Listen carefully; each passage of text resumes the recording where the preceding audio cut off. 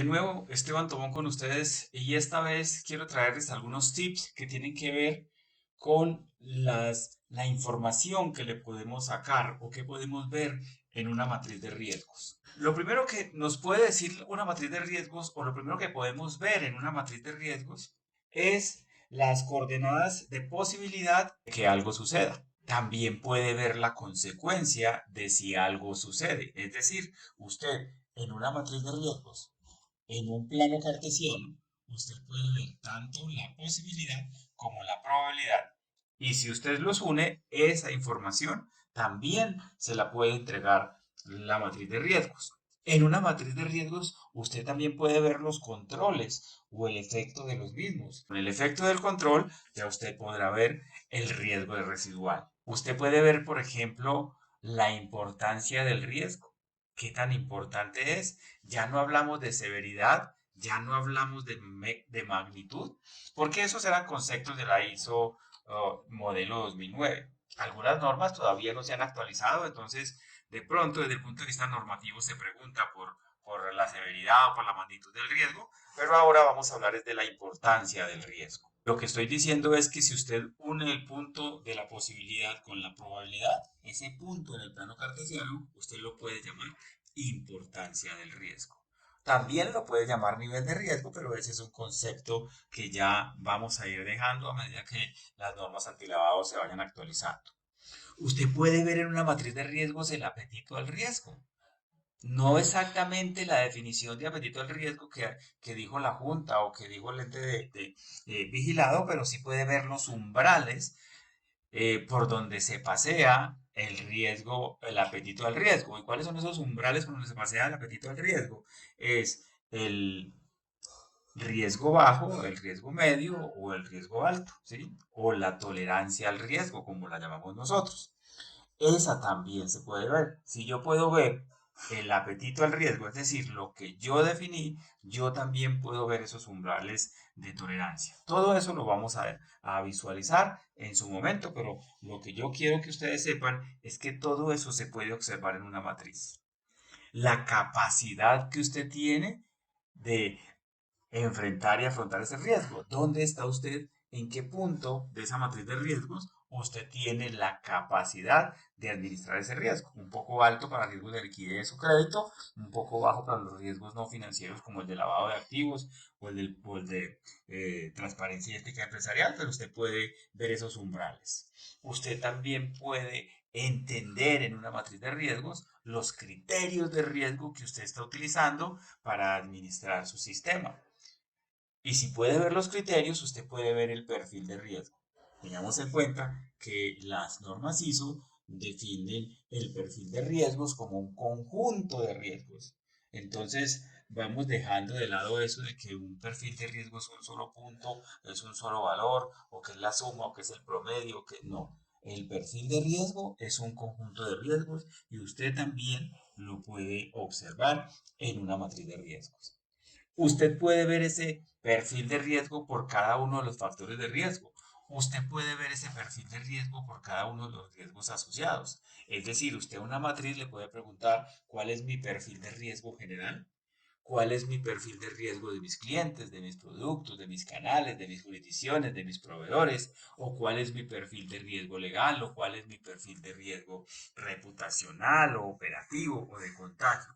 Una matriz de riesgos bien construida me permite visualizar. Recuerden que no por nada, no de manera gratis, la matriz de riesgos ya ahora hace parte del monitoreo según la ISO 30010 modelo 2019. Eso no fue un capricho de las entidades de control que actualizaron la información inmediatamente se dieron cuenta que la ISO se había actualizado. La matriz de riesgos debe verse más como un visualizador, debe verse más como algo que un instrumento que me permita visualizar y monitorear los riesgos. Por lo tanto, yo puedo ver estas 14 y muchas otras más, como por ejemplo, yo puedo ver de la etapa de identificación de riesgos cuáles fueron esos riesgos identificados. Yo de pronto no pueda ver el proceso de la identificación, pero sí puedo ver el resultado final, que son los eventos de riesgo, digamos, ya identificados dentro de un plano cartesiano o dentro de una matriz,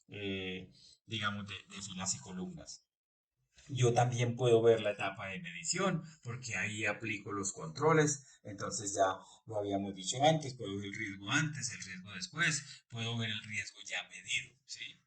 Yo puedo inclusive amarrar los segmentos a cada evento de riesgo y decir, mire, el segmento uno que yo tengo de mi proceso técnico de segmentación, de mi proceso estadístico, se me puede materializar en o en otros, digamos, eventos de riesgo. Entonces yo puedo ver los segmentos de riesgos asociados a cada uno de mis eventos de riesgo. También puedo ver los eventos de riesgo asociados a mis debilidades. Si yo parto, esto es bien interesante, si yo parto la construcción de una matriz de riesgos con toda la parte estratégica de la entidad y soy capaz de identificar a través de una matriz DOFA cuáles son mis debilidades, mis oportunidades, ¿sí? Mis fortalezas y mis amenazas, yo puedo visualizar eso en una matriz de riesgos. Y es muy, muy interesante para que lo tengan en cuenta.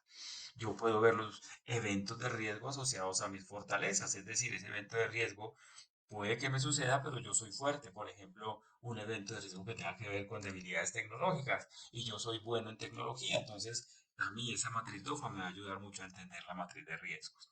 Los eventos de riesgo asociados a las amenazas. Y en este caso, yo no estoy hablando de amenazas y vulnerabilidades del GAFI, sino que estoy hablando específicamente de la matriz DOFA. Al igual que las oportunidades, como ya lo había mencionado antes. Ya van 21. ¿Qué más puedo ver? Yo puedo ver la participación de los dueños de cada uno de los procesos. Recordemos el concepto de propietario del riesgo. Yo puedo ver ese concepto en la matriz de riesgos. ¿Quién es el dueño? ¿Quién es el propietario del riesgo? Se vuelve interesante trabajar bien una matriz de riesgo, ¿cierto? Yo puedo ver el ranking de controles. Si yo tengo estructurada bien mi matriz de riesgo, yo le puedo decir que me pase un informe donde están los controles de mayor a menor de acuerdo a su uso. Es decir, cuáles controles son los que uso más y cuáles son los que uso de manera frecuente o cuáles uso menos. Yo le puedo preguntar eso a una matriz de riesgos y ella me lo debería responder. Recuerde, matriz de riesgos en la etapa de monitoreo me debe servir para monitorear mi sistema administrativo de riesgos. Así como la segmentación me sirve para monitorear a mis clientes, la matriz de riesgos me sirve para monitorear mi sistema de administración de riesgos. Cualquier híbrido y cualquier mezcla, por favor, háganlo con cuidado. Que yo quiero meter mis clientes a la matriz de riesgos, eso no resulta bien, eso no termina bien, por el momento hagámoslo así. La premisa es, mi matriz de riesgos me muestra el proceso de administración de riesgos y mi segmentación me muestra el monitoreo transaccional operativo y mi proceso de gestión de riesgos desde el punto de vista del qué hacer. También puedo ver las causas que generaron esos riesgos. Acuérdense, muchachos, que el control ataca las causas, entonces es importante que yo tenga esas causas cerquitas. Lo que pasa es que hay que saber construir la matriz con una relación como llaman los ingenieros, de uno a uno o de uno a muchos o de muchos a uno. Es cuestión de mantenerse buenas relaciones, pero una matriz de riesgos también es capaz de decirme cómo están las causas y cuáles son las principales causas de la que yo hablé. También están las consecuencias, recuerden, causa, evento, consecuencia y después qué tengo que hacer, tratamientos y los tratamientos que tienen planes y los planes que tienen tareas. Entonces, ahora es que vamos a comenzar a juntar todo este tipo de cosas técnicas y todos estos tips técnicos. Por eso es bien importante que ustedes se lean, se escuchen y se aprendan los videos anteriores, los miren, los repasen, porque esto viene en cadena y cuando estamos en este momento mostrando la visualización de una matriz de riesgos, podemos entenderla siempre y cuando hayamos hecho la tarea de ver los videos anteriores.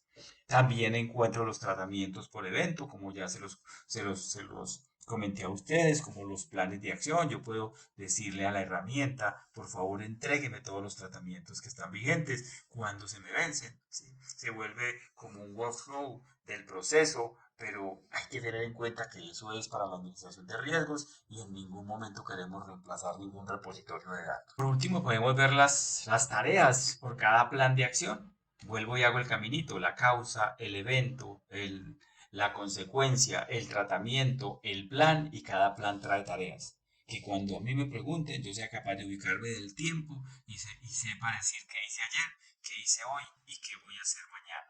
Y por último, yo puedo ver la calificación de esos controles, cómo están esos controles trabajando, si están trabajando bien desde el punto de vista del proceso de la ISO 9001, si me cumplen con todo el proceso, una buena entrada, un buen proceso, una buena salida, sirven para algo, o desde el punto de vista del compliance, quiero validarlo si ya fue auditado, si ya fue revisado, si es efectivo, si es manual, si es automático, todo eso lo puedo ver en una matriz de riesgos. Este era mi tips de hoy. Todo lo que ustedes pueden ver en una matriz de riesgos, por favor revisen este video, revisen los anteriores, porque voy a comenzar a enredar un poquito el tema y voy a meter otros conceptos. Ya me voy a alejar un poco del tema de la ISO 31010 como implementadora o como orquestadora de esa matriz de riesgos, y me voy a meter un poco al tema normativo de un país, de otro. Voy a tratar de trabajar desde el punto de vista de las recomendaciones internacionales, meter un poquito el tema de vulnerabilidad, meter un poquito el tema de amenaza y cómo esos conceptos afectan tanto mis posibilidades como mis consecuencias. Un abrazo, los espero en el próximo video y les habló Esteban Tobón.